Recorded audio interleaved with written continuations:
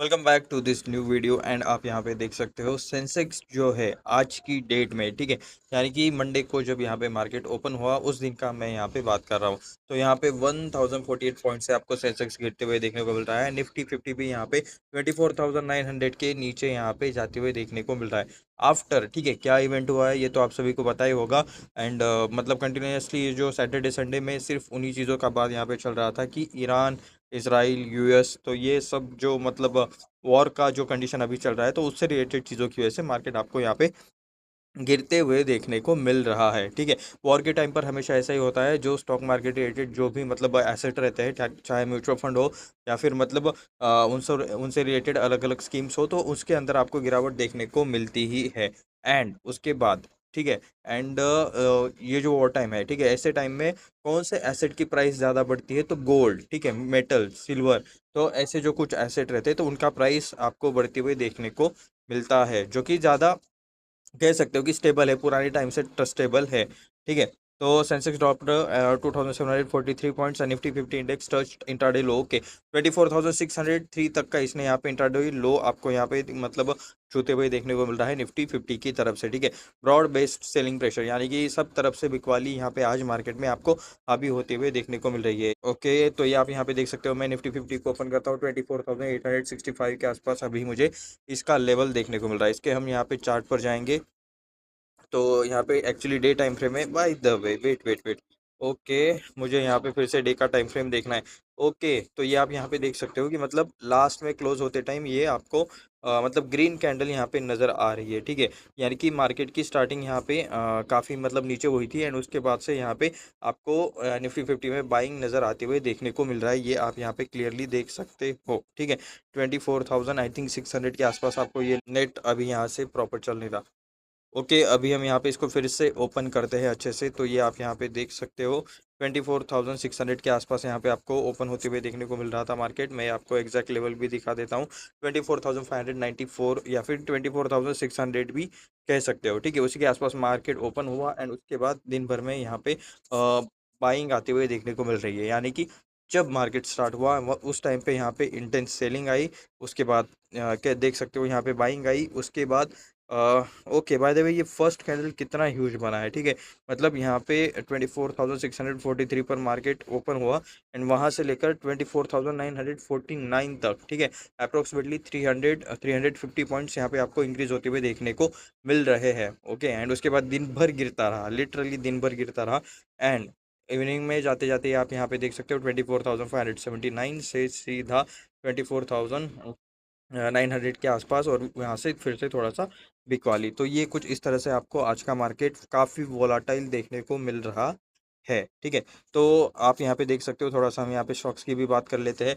आज का जो स्ट्रॉन्गेस्ट प्लेयर था वो था बेल, था BEL। ठीक है, Bharat electronics 2.08% up, Hindalco 1.65% up, ONGC, ठीक है, ऑयल एंड गैस में काम करने वाली कंपनी, जो नेचुरल रिसोर्सेज में काम करने वाली कंपनीज है ना, हिंदाल्को मेटल में काम करता है। ठीक है, BEL भारत इलेक्ट्रॉनिक्स, ठीक है, इस ये भी एक गवर्नमेंट कंपनी है, इनसे रिलेटेड शायद कुछ ना कुछ पॉजिटिव न्यूज़ या फिर कुछ तो ऐसा पॉजिटिव डेवलपमेंट हुआ है जिसकी वजह से आपको यहाँ पे इंक्रीज देखने को मिल रहा है। बाकी हिंदाल्को मेटल में काम करती है, ONGC ऑयल एंड गैस में काम करती है, सन फार्मा, ठीक है, फार्मा स्टॉक्स तो कोविड में भी बढ़े थे, आज ज़्यादा बढ़े नहीं है लेकिन एक स्टेबल के आसपास देखने को मिल रहा है। डॉक्टर रेड्डी भी यहाँ पे थोड़ा सा पॉजिटिव में है। ITC, ओके, ITC मतलब मार्केट के उल्टी दिशा में भागने के लिए काफ़ी फेमस है। जब मार्केट गिरता रहता है तो ITC इंक्रीज होता है, जब पूरा मार्केट इंक्रीज होता है तो ITC गिर रहा होता है, तो वाइस वर्सा चीज़ें चलती रहती है। ठीक है, सिप्ला देख सकते हो। ओके, बाय द वे आज फार्मा सेक्टर मतलब काफ़ी अच्छा खासा आपको यहाँ पे मजबूत देखने को मिल रहा है। JSW स्टील भी देख सकते हो। उसके बाद SBI life insurance related company, okay, red में, एयरटेल रेड में, ICICI बैंक रेड में, अपोलो हॉस्पिटल रेड में, Kotak Mahindra bank. Okay, bank Nifty के लिए शायद आज का दिन अच्छा नहीं था। Power grid, Tata steel, HUL, max health care, Grasim, ये सब आपको रेड में देखने को मिल रहे हैं। सबसे ज़्यादा कौन गिरा है? इंडिगो। ओके, इंडिगो यहाँ पे 6.36% गिरा है। इसके पीछे एक मतलब स्ट्रॉन्ग रीजन है एंड इससे रिलेटेड भी हम यहाँ पे वीडियो एक सेपरेटली बनाएंगे। तो शॉर्ट में मैं बता देता हूँ, 4,520 के आसपास अभी ये चल रहा है। एक बार इसका गिरावट भी हम यहाँ पे देख लेते हैं। ठीक है, तो ये इतना गिरा क्यों है? क्योंकि वॉर का जो सिचुएशन चल रहा है उसके वजह से इनके बिजनेस को अफेक्ट होता है। ठीक है, यहाँ पे सबसे ज़्यादा क्या कैंसिल हो रहा है? जो एयरलाइन से जो ट्रैवलिंग होता है वो फ्लाइट्स कंटिन्यू यहाँ पे कैंसिल हो रहा है वॉर की वजह से। लोग अपने अपने देशों में अटके पड़े हैं। जो लोग बाहर घूमने गए थे वो वहाँ पे अटके पड़े हैं क्योंकि फ्लाइट्स कैंसिल हो चुकी है, ठीक है।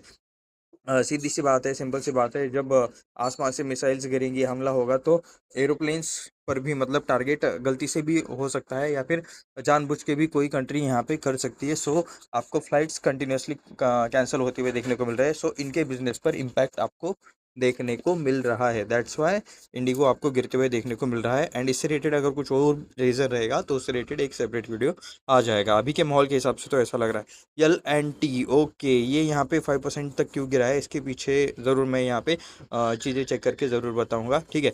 एक अपने देश की एक सबसे बड़ी इंफ्रास्ट्रक्चर वाली कंपनी है, ये तो आप सभी को पता ही होगा। अदानी पोर्ट्स देख सकते हो 3.33%, Maruti Suzuki, Tata motor passenger vehicle. तो शायद ऑटो सेक्टर के लिए आज का दिन अच्छा नहीं था। एशियन पेंट भी देख सकते हो गिर रहा है। रिलायंस इंडस्ट्रीज देश की सबसे बड़ी कंपनी, ये भी 2.58% से आपको गिरते हुए देखने को मिल रही है। बजाज फिंसो आप यहाँ पे देख सकते हो, finance related company, Jio financial, finance related, Shriram finance, finance related, Eicher motor, Bajaj auto. तो लगभग मतलब ये जो कुछ कंपनीज है ये आपको मैक्सिमम रेड में ही देखने को मिल रही है। लेट्स सी, आईटी सेक्टर भी आपको थोड़ा सा रेड में ही देखने को मिल रहा है। एचसीएल टेक देख सकते हो, विप्रो भी माइनस में है। बाय द वे इन्फोसिस किधर है, इन्फोसिस, इन्फी एंड टीसीएस, ठीक है, ये दो चीज़, ये दो कंपनी, ओके, इन्फोसिस देख सकते हो, इन्फी और टीसीएस, ये दोनों कंपनीज आपको रेड में ही नज़र आ रही है। टेक महिंद्रा भी रेड में है।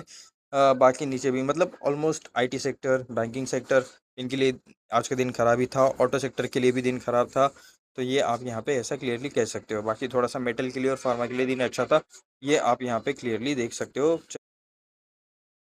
ओके, तो आप यहाँ पे देख सकते हो यूएस इसराइल वॉर का अपडेट यहाँ पे है। Iran and Iranian backed militants fired missiles at Israel and Arab states apparently hitting US embassy compound. Okay, Iran and Iran back missile, यानी कि ईरान भी यहाँ पे यूएस एम्बेसी के पास, कंपाउंड के पास, ये कुवैत में इनका यूएस एम्बेसी का कंपाउंड है, तो वहाँ पे यहाँ पे ये लोग मिसाइल गिरा रहे हैं। भाई Israel and United states, okay, United states Israel की बुराई करता था, बट यहाँ पे देख सकते हो आप, दोनों कंट्रीज मिलके एक कंट्री को टारगेट कर रहे हैं वॉर के अंदर, ठीक है। Expanded on Monday with statement of defines and increasing casualties, news agency, यानी कि ये वॉर बढ़ता ही जा रहा है, कम होने का नाम नहीं है। कैजुअलिटीज भी यहाँ पे बढ़ती हुई देखने को मिल रही है। एंड वो तो न्यूज़ आपने देखी भी होगी कि दुबई में भी यहाँ पे एक मिसाइल गिरी है। At least 555 people have been killed, okay, in Iran. Iran में 555 लोग अप्रॉक्सीमेटली यहाँ पे अब तक मारे गए हैं। नंबर्स इससे ज़्यादा ही होते हैं, ठीक है। US Israel campaign, the Iranian red, Christian society said more than 130 cities across country having come under attack. 11 people have been killed in Israel according to authorities. Okay, AP report cited. And यहाँ पे देख सकते हो सिर्फ Indian market नहीं गिरा है, बाकी भी यूरोपियन मार्केट देख सकते हो। जर्मनी डैक्स यहाँ पे 2.2% से ड्रॉप हुआ है 24,737 तक। While Paris the CAC 40 lost 1.9% to 8,413। Britain का FTSE 100 भी आप यहाँ पे देख सकते हो 1% से आपको गिरते हुए देखने को मिल रहा है। तो ये आप यहाँ पे ये सारी चीज़ें देख सकते हो। शंघाई कंपोजिट में भी यहाँ पे गिरावट है।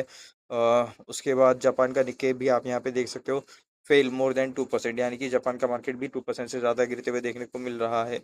सेक्टोरल पिक्चर, यानी कि सेक्टर रिलेटेड चीज़ें में अभी हमने ऑलरेडी देखा, लेकिन चलो फिर से देख लेते हैं, ठीक है। यहाँ पे Nifty oil and gas index over 2% fall, okay. NSE ended lower led by Nifty oil and gas index over 2% fall. Oil and gas share came under selling pressure after media reports suggested disruption at Strait of Hormuz. Okay, Strait of Hormuz, ये जो चीज़ है ना, ये इसके बारे में भी मतलब ये शायद इससे पहले हमने इससे रिलेटेड एक वीडियो बनाया है। एक बार फिर से मैं यहाँ पे बता देता हूँ कि यहाँ से मतलब दुनिया का सबसे ज़्यादा ऑयल ट्रांसपोर्ट होता है, ठीक है, या फिर इस वजह से यहाँ पे दुनिया का सबसे ज़्यादा क्रूड ऑयल निकलता है इसके रास्ते से। तो अगर ये अफेक्ट होता है तो सारी दुनिया पर मतलब क्रूड ऑयल रिलेटेड चीज़ों का मतलब कह सकते हो कि कमी हो सकती है, ठीक है। तो इस वजह से ये एरिया काफ़ी मतलब इम्पोर्टेंट है for the crude oil and war. तो ये ईरान इसराइल के बीच में ये अच्छा खासा पिट सकता है ये एरिया, और अगर इसको कुछ ज़्यादा डैमेज हो गया तो मतलब दुनिया का जो सप्लाई रहता है ऑयल एंड गैस का, तो वो मतलब उस पर काफ़ी इम्पैक्ट आ सकता है। बाकी उसके अलावा निफ्टी ऑटो देख सकते हो, okay, Nifty auto, IT, FMCG, PSU, banks, realty, consumer durables, bank, financial, almost सभी सेक्टर डाउन थे। फार्मा यहाँ पे अच्छा कर रहा था, डिफेंस सेक्टर भी ओके, डिफेंस सेक्टर यानी कि भारत इलेक्ट्रॉनिक्स, वो भी BEL भी यहाँ पे अच्छा खासा काम करती है मिसाइल्स बनाने का, ठीक है। एंड मेटल शेयर, मेटल में हिंदाल्को हमने देखा वो अब था, बस कौन सा तो ऑयल एंड गैस रिलेटेड जो कंपनी थी वो भी अब थी, ठीक है। तो वो तो यहाँ पे डाउन होना चाहिए थी, लेकिन ठीक है, उसके पीछे अगर कुछ न्यूज़ है तो हम ज़रूर चेक करेंगे। एंड देख सकते हो Nifty mid cap 100, okay, small cap 100, ये बस बता रहे हैं कि क्या क्या यहाँ पे चीज़ें, okay. Shares tyre, okay, Balkrishna industries, JK tyre, MRFC8, Apollo tyres, Balkrishna industries, tumble, यानी कि ये भी आपको यहाँ पे देखने को मिल रही है, क्योंकि क्रूड ऑयल का यहाँ पे टायर बनाने के लिए क्रूड ऑयल भी एक मेन इंग्रेडिएंट होता है, तो अगर उसका प्राइस इंक्रीज होगा तो इन स्टॉक्स का यहाँ पे, इन बिजनेसेस का मार्जिन कम होगा, सो यहाँ पे ये आप यहाँ पे देख सकते हो। Tyre company, synthetic rubber, carbon black, nylon and other petrochemicals as raw material to manufacture tyres, ठीक है। ये कुछ रॉ मटेरियल लगता है, कार्बन ब्लैक लगता है, नायलॉन लगता है, अदर पेट्रोकेमिकल्स लगते हैं टायर बनाने के लिए। क्रूड ऑयल अगर इंक्रीज होगा तो इनके यहाँ पे इनको प्राइस बढ़ाने पड़ेगा और इनका मार्जिन भी डिक्रीज होते हुए देखने को मिल जाएगा। बासमती राइस, एक्सपोर्टिंग कंपनीज के, RBL, Kohinoor foods LNT, food drop, act to 10 okay. यहाँ पे जो मतलब राइस जो हम ईरान को एक्सपोर्ट करते हैं उससे रिलेटेड भी यहाँ पे आपको स्टॉक्स में गिरावट देखने को मिल रही है।